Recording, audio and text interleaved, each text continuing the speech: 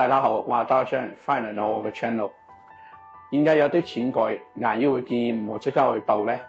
主要係因為呢啲舉措其實係好表淺嘅，咁多數都未需要破壞牙齒最出邊嘅琺瑯質啦，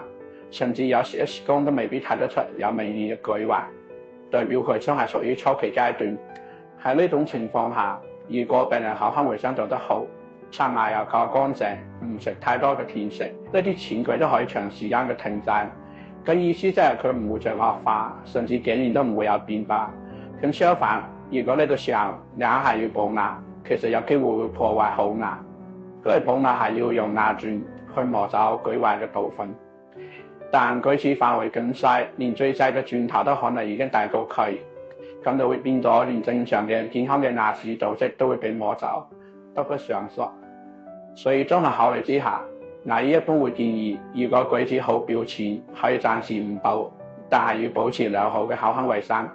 例如每日咁樣刷牙、用牙線，仲是定期覆診，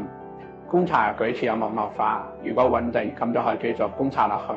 而唔係即刻就去做補牙處理。記得關注我，齊嚟守護你嘅口腔健康。